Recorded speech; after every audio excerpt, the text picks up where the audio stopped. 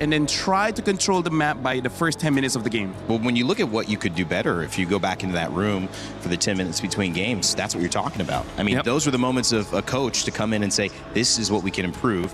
You guys did great towards the end once Innocent got going, but if they had countered Innocent a bit more, that could have been trouble, which is why, I mean, I'm focused on what they're going to put Kuzin on, because the Hearth didn't quite match up with Innocent, and so they need somebody to kind of go toe-to-toe, maybe pressure him out, make sure he doesn't have such a free game. Oh, Vexana. Moon, what do you think about this Vexana pick? Like, Eudora okay, but what about Vexana? Vexana rasanya diorang lebih fokus ke arah untuk bagi sisi lah, untuk crowd control to chain. Yes. Okay. So diorang more towards fight. Diorang sebab kan kita boleh nampak dekat first game tadi, diorang susah nak target tau. Player SRG kan. Tapi kali ni kita boleh nampak yang diorang betul-betul ada satu targeting ataupun satu hero yang diorang nak target untuk kalahkan terus dalam team fight tu supaya diorang boleh take advantage lah. Yeah, so basically he's saying Vexana has a lot of burst as well as good control with the ult. So looks like Pro Esport, what Moon is saying, they still want to double down on more crowd control, but this time having Vexana going straight to the back and try to get the instant kill, but now Selangor Giants with the Farsa as well as the Claude. So right now it looks like they want to fight fire with fire. You have burst, we have burst. And he can still play the long lane with the Claude. Wow, look at this. Not looking fun. This is not looking fun. I mean, I don't know about you. I'm having fun with the draft coming in from both teams. Well, if you're playing this lineup right now, then you might not have this much of a good time because you already are seeing so much backline potential from SRG. Man. And you're playing a Vexana with little to no mobility or escape tools as well. If not for that knock-up you could just get from the Eternal Guard. But again, you raised the question on what Kuzan could pick up. We're not sure if the Ruby is going to be his hero, honestly. But Moon, do you think it's Gold Ruby? Or do you think they are still planning to flex it? Okay, never mind. Back to it. Well, in some ways, this is confidence that we did some things right and we needed to swap a little bit. That's where the Ruby comes in, off the ban list, and the Vexana to try to mix up what is a similar 3 out of 5, Harith, Ling, and Belleric for Pro Esports. But the Farsa, the Cho, the Claude, and the Freya, all new picks here for SRG. I gotta say, this looks like a very fun draft coming in from Selangor Giants. This is the kind of draft that says, we still want to show our micro, but we just want to end the game fast. Moon, it's been great having you and your thoughts as well. We're going to follow you along your stream. Thank you for joining the desk. Thank you for having me. As Game 2 is about to get underway, SRG trying to make it back to grand finals here for the 3rd time in a row at MSC. The challenge of Pro Esports stands in the way. What can they do? Game 2 as we send it over to Gideon and Trex. Thanks so much. We're already jumping into this next game and the adjustments have been made by Pro. And I'm not gonna lie, initially when I saw Vexana, I'm pretty sure with the rest of the world, we were all like, wait, what? Why? Why are we going this when the Eudora was already doing some good work trading battle spells? And I think what it comes down to is wave clear. I mean, you can get Cinco de Pepe to come with you every single time to get that concussive blast, but now with Sa on this Vexana, single-handedly, I can clear this waves. Pepe, go where you need to be. That is fair, but you still have to be careful because with something like this, you lack the flicker. Yes, you had to pick up a flicker yourself, but you lack the movement, and that's where I kind of like this Farsa. And you lack some of that big AoE where I would have kind of liked the Eve possibly for Pro.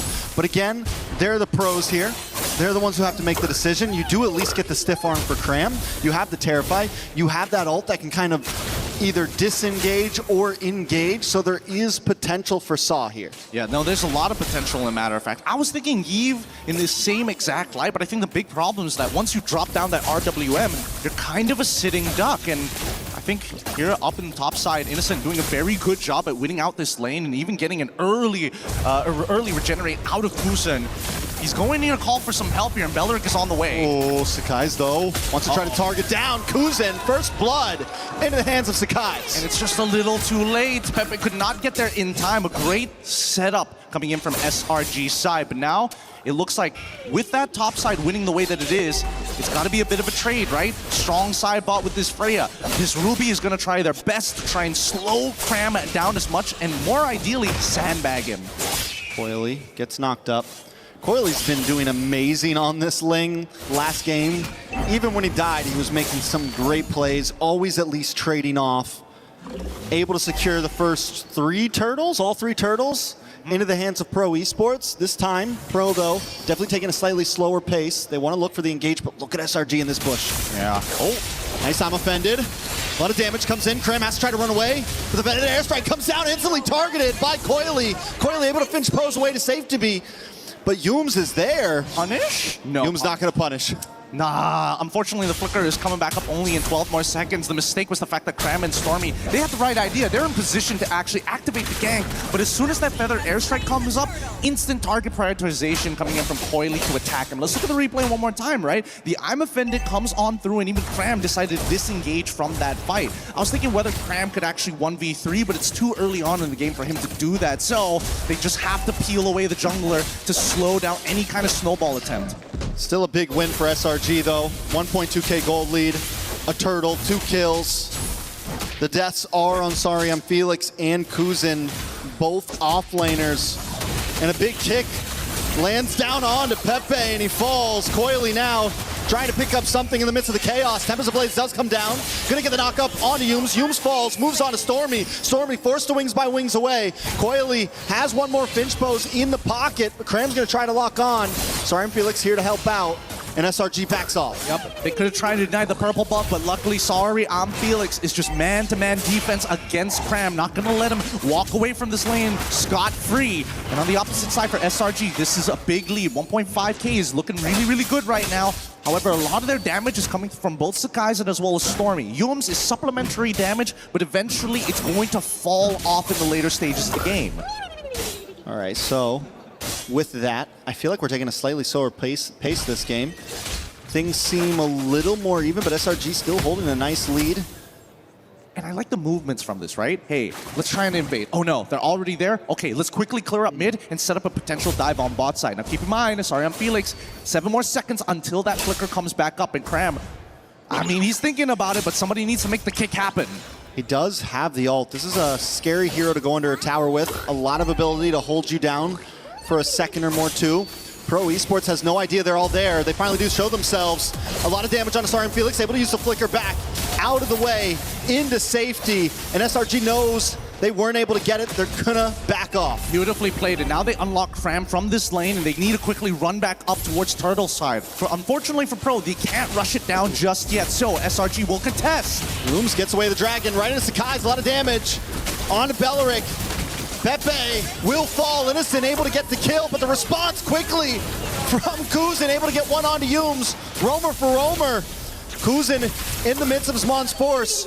Kram forced to back off, doesn't have an ult anymore, and now Pro Esports has the pit. Yep, they played for the fight, and now they don't have enough to contest for this turtle. They trade supports, and that's the thing. They're trying to make sure they keep Coily in one place for as long as possible, while SRG quickly have to make a cross-map play on the opposite side. Let's look at this replay one more time, because initially, I was thinking maybe they don't have enough damage, but then Innocent comes in with a Blazing Duet to give that last bit of a kick that they need to get across that finish line. Kram, the entire time, zoning out Sa. It's a great idea, because Sa is going to be the main anchor for the side of Pro Esports to wombo combo with each other. All right, so it's a turtle for a turtle. Pro starting to show off a little bit. Coily getting some nice damage on a Kram there. Force use of Valkyrie's Ascent just to get away. Pro Esports are matching the pace very well across the map, and even when SRG looks for plays, they haven't been able to secure the big gank yet. Yeah, yes, they're able to like attack the offlane, but nobody's gone down to those advances just yet. See, that's the thing. I think that Pro actually decided to adapt it. They realized that a lot of the punishment was targeted towards Coily's side, a lot of the invasions as well, and even down here by bot side, right? They're trying to keep him in visible areas across the map. They're not letting him take control on the opposite ends, and I think they've been doing this since game number 1 for the side of SRG. Pro on the other side, hey, if they're focusing on our Ling for this long, you know what? We're gonna play for our Harith, right? Look at the reinforcements controlling this top side. Wait, a kick! A lot of damage, Saw goes down, but a lot of ults used as well from SRG. They're going to be able to take that tower in the bot side as well. It finally falls. They've used so much just to try to secure it, and all Pro Esports are going to get out of this is a top tower. This is quite the scrum, a game of rugby. Sakai's, no, Coily not going to go for it just yet. Scared that maybe without the Blade of Tempest, he's going to get hit by the stun. That's a pretty good call here for the side of Pro. It's 6-3, but this 1.7k lead has not been developed further than this. All right, so Pro Esports kind of backed against a wall a little bit here. I do feel like SRG has been ahead of them, but still they're calm, right? And Coily continues to look for targets, wants Cram so bad. Can he get the final hit? Tempest of Blades comes down, but a nice jump away from Cram. And now Sorry and Felix is going to try to get locked up with a big kick onto Coily. Right into the feathered airstrike. Yume's caught in between 3, will fall as well, but still it's a jungler for a roamer. SRG gets a huge advantage. It's great, it's great. This turtle should fall into their hands as Pro is forced to move back into the lanes to make sure something happens. And listen, he's max stacked right now on that Art of Thievery. He's dealing some real damage. A lot of damage from Stormy as well on Asari and Felix. Sakai's able to get it, and everyone misses Cram. Looking for the engage here. Doesn't have the Valkyrie Ascent. Will back off. Guzin looking for a quick strike. Drops him on Spores, he dives in, but he's stunned up, taken out.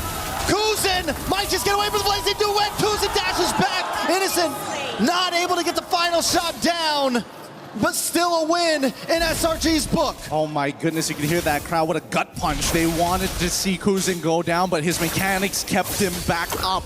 And with the trades that have been happening across the map, honestly, it's not the worst for Pro, but at the same time, it's not helping the scenario, right? It's just trying to stop the bleeding. It's trying to stop the infection from spreading. And for Pro, Coily, he's that guy. But let's look at this replay just one more time, right? A great play because Kozin has just enough CDR to be able to close that distance, but Sakai's locking him in place to not sneak in that last auto attack.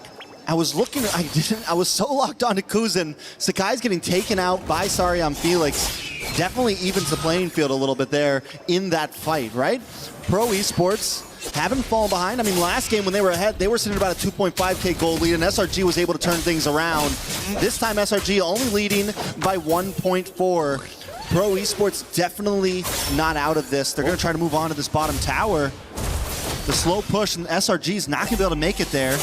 Gotta watch out for Yumes. Nice way of the Dragon. Tempest of Blades comes down. Innocent has not engaged this yet. Yumes taken out. This could be bad for SRG. They don't want to force the engage. They're forced to just defend. Able to get the Tempest of Blades out and buffer it just before the kick actually connects. Really good stuff here because it comes in 2 parts with that kick. So if you want to drag it out and max it out, you absolutely can. But if you got the right boots, you can get out of it no problem as soon as you have your abilities available. This could be Flicker, this could be Bladed Tempest. Either or works the exact same way. In this particular case here, I'm noticing that SRG, unfortunately, don't have the same benefits. Pro can walk into you like a bulldozer, overwhelming force. SRG actually have to play the consistent push and pull. They can't all go in at the same time. If not, Bellerin gets value, but Cram can't go in by himself. Both teams dead even on towers on the off lane. No big macro advantage, but a lot of damage on Yumes. Feather Airstrike comes down, but the damage isn't enough to keep Pro Esports off of his teammate. Pro Esports now with a man up, aren't going to rush this Lord, but Sakai's with a cheeky positioning into this tri-bush, looking for someone to fall into the trap. Actually, that was pretty huge. The fact that Pepe lost not only his Flicker, but his Wrath of the Dryads, he can't force a play upon his opponents. He pressed the buttons in the wrong order, and now this contestation might be a little bit harder than it seems. I mean, with a man up, it still feels comfortable. Sakai's going to try to make his way in. Coily's still able to get the Lord. Sakai's able to get away with his life. Trying to take it. He's going to move on to the target, though. Pepe taking a lot of damage. Valkyrie sent into the backside. Sakai's goes down because Kuzin responds with Smon's force. And now Pepe may be able to get away here as Cram is unable to secure a kill. It's 2 down in the side of SRG and a Lord into the hands of Pro Esports. And this is what I was talking about. It's so difficult for SRG to throw everything at the wall. Somebody might be out of position. Somebody is a little too far, and they need to be in literally the perfect triangulated area to catch everybody. Because look at the tri-brush here. Instantly when you see that Cram decides, I'm going to change my targets over to Saw's side, the rest of Pro immediately collapse around him. And most importantly, Sorry on Felix is buying the perfect amount of time for everybody to either battle spell out of there or create some distance. Feather Airstrike does come down in defense, but a lot of damage on Yumes. Yumes just hasn't been able to hang out long in these fights. The damage just a little too much from Pro Esports. Are they going to move for this? Oh, Sorry and Felix comes in. Purple buff is secured by Sakai still, but a close call on the side of SRG. If they potentially dive this, and Sorry on Felix, he might just initiate. He's looking for these T2, but he's definitely not going to get that tower. The damage, Feather Airstrike comes down. Sorry and Felix forces it back off. Tower does not go down like you said, but Pro Esports are relentless. They're going to wait for the next wave and take it down. Yeah, this Ruby pick, especially with the wave, ridiculous side. A little bit of a 1v1 here. Innocent, not on the Moskov this time, won't be safe. Coily, though, able to pinch pose and escape. No. A beautiful steal for Pro Esports. Really good stuff there. Innocent, unfortunately, just needed to kite backwards towards where Sakai's was going to be. He was really trying to sell that he was by himself, and unfortunately that costed him his life. And again, this is a much better position from Pro. Game number 1, they had the early game. Game number 2, now they have the mid to late down on lock. Coily's starting to feel himself a little bit.